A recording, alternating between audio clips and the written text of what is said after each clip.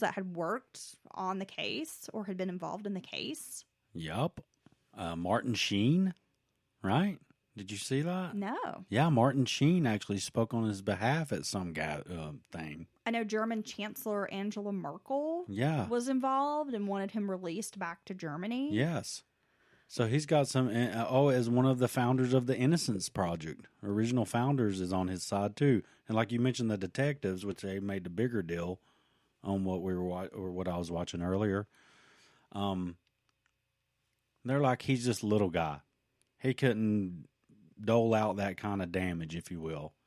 I mean, you discussed that. Just a shock that, if he attacks the father, or if at first it's a scuffle, it sounded like it was words that turned into a conversation neither of them wanted. Everybody had been drinking. No one knows how much the father or mother had been drinking.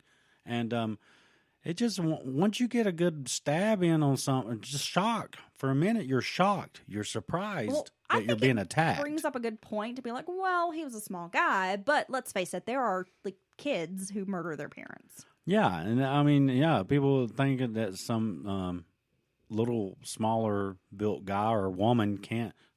Jody Arias, right? Arias. My God, that dude was a big strapping dude. I just listened to Southern Fried True Crime. Yeah. The podcast this week is about Kelly Cannon.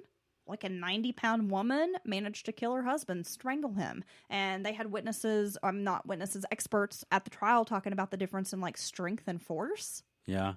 Okay. In strangulation. And that, she was only 90 pounds, but she could have strangled her husband. Well, once you get someone's that, if you get the drop on them, if you will, very quickly you lose, whatever.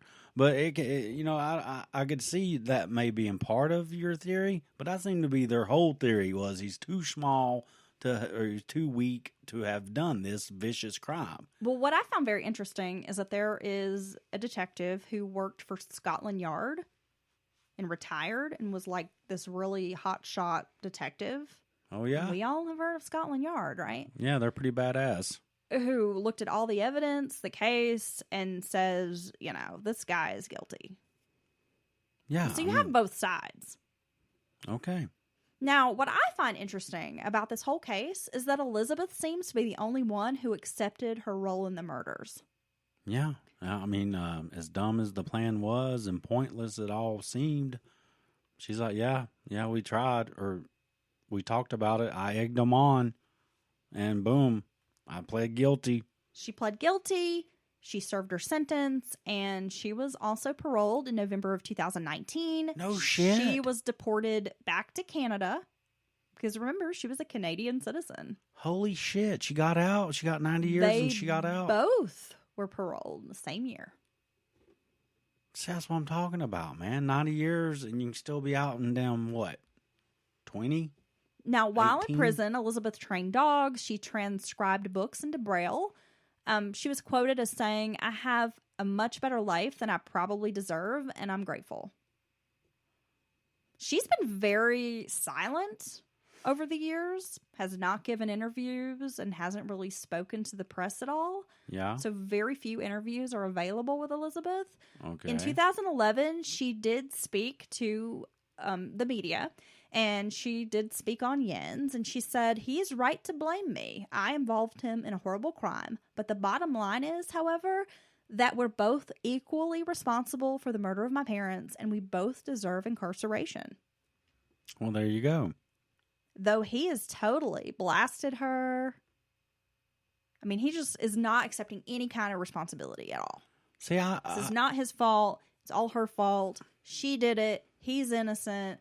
And she's the one that's really just been, I mean, I can't think of any other way to describe it, but she's been the classy one in all of this. Well, I mean, she was a socialite or in training, if you will, I guess. A bit of a rebel, too. Well, yeah, that's a horrible thing, but it does sound like she's owning up to it.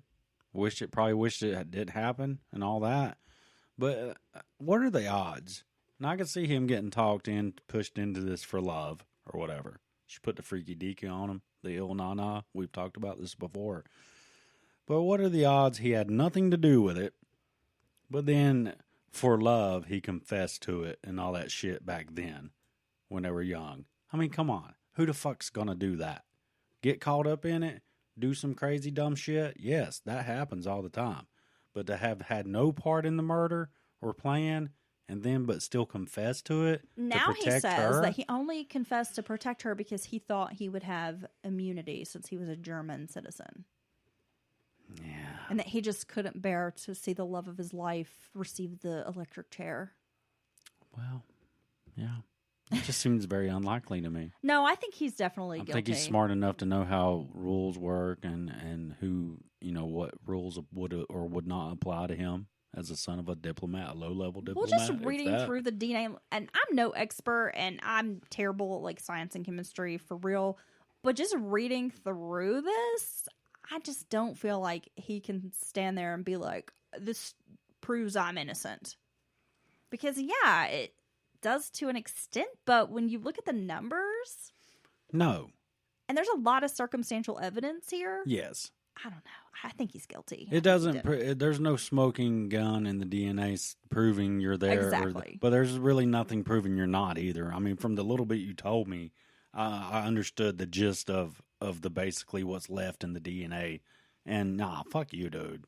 Who else drove a car around 600 miles? Well, right. I mean, when you look at the whole thing and her, why would she say it to you when it was some other people now, all these years later? She served her, what I mean? She's never wavered from her side of the story. No. What the hell? The Yens. You say you can't stand that dude. You said you don't like him, right? No. Yeah, because earlier I was like, look at this right here where they deported him. Well, in doing research, of course, there are a few interviews. There is a Southern Fried Homicide episode. I believe it's in season 1. It's like episode 7 or 8. It's kind of farther on the season. But if you have like the ID channel, you can watch this. And just, oh God, I can't stand him because he's so smug. He's smug to this fucking day, dude. He's just a fucking prick. When they released him and were deporting him because they, paroled him and then sent him to... Yes. Deported him right away? Right. When they paroled him? He was being smug to the fucking ICE agents. And those guys were big cops. I couldn't believe he wouldn't look at them guys. They were big guys with beards, big muscled up guys. Oh, I should have been looking at those guys. Well, I couldn't believe watching them. You couldn't even stand the Yens enough to look at them two big cops. Cause like that, yeah. Because most cops is looking pudgy and shit, and these dudes looking like they're out of fucking movies and shit. Okay, well, some of the resources we used, as I mentioned, Southern Fried Homicide. Again, I believe that's in season 1. It's like episode 7 or 8. A true report on the facts of the murders and investigations by Terry Wright, and I believe Terry Wright might be the investigator from Scotland Yard. Okay. Scotland Yard don't play, y'all. I do y'all. so much research. I can't remember exactly, but that was one of the resources I used. There's a New Yorker article that's really good that came out a few years ago. A lot of newspaper reports from that time. And there's a movie that we didn't watch, but it's called The Promise. Okay. We might watch it. Is about this case. Fucking Yens. So you can check that out. This has been the story of Elizabeth Haysom and Yen Soering and poor Nancy and Derek. Gosh. I bet they never thought that would happen. Just senseless. It really is senseless. I mean, all of these murders are senseless. All this shit could have worked out so much differently. Super senseless. You know what? If you don't, if your parents don't like your relationship and whatever, pull the silver spoon out of your ass, strike out on your fucking own, and make it work. And be like, see, I told you it would have been fine. But some of these people are so scared, I think, of losing the connection to the comfort, the prestige, and the money. I guess maybe it would change my mind if there was some big wad of money that makes me good for life. You know what I mean? I'll never have to worry and do anything I want. It reminds me a little bit of like the Menendez brothers. Exactly like that. Because here they are, basically just two shits who've been handed everything, not very successful. And I mean, at least Elizabeth was very brilliant, made excellent grades. Well, that's what I'm saying. Perfect SAT scores. So at least academically, like, she tried. Well, she could have. But the Menendez brothers were just like lumps of crap, right? Right. She could have got a job, finished her schooling, done fine for herself. and and stuck with this guy. Yeah, she was a scholarship recipient, so it wasn't like she was really struggling financially. And a lot of kids work their way through college. But that very thought to some people, maybe not her, but I'm saying sometimes it seems like they just can't even imagine being cut off from the family and all that shit. While the rest of us are just like scrapping to get by. Well, yeah, that's your answer, because you either be with this dude or your parents have to die so you can have the money and everything and still be with this guy. I mean, that's a fucking bad decision. If you want to be grown and act grown, then be fucking grown.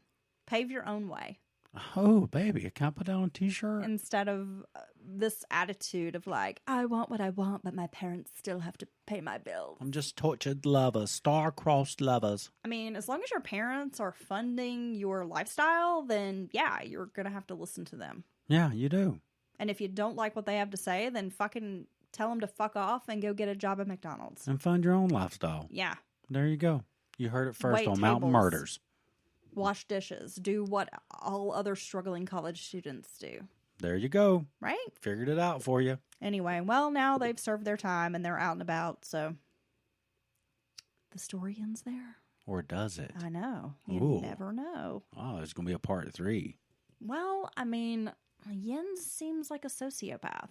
Jens, it seems a little pretty fucking creepy to me. I almost feel like we might hear his name in the news again at some point. Or maybe he's learned a thing or two in jail and he knows what he's doing now. Okay, well, thanks for checking out this week's episode of Mountain Murders. I'm Heather. And I'm Dylan. Thank you so much. And if you love us, you can't get enough of our Appalachian True Crime podcast. You can always join us on Patreon. Look for Mountain Murders Podcast. You can sign up for as low as $3 a month to access bonus content. We have more true crime episodes over there. We sometimes post silly videos. And I also, sporadically, host my own true crime show that is just for our patrons. It's like a little mini episode, so you can have like a little daily fix of true crime here and there. A little true crime snack. Right. So there's a lot of content. Check it out. And again, $3 a month. You can afford that.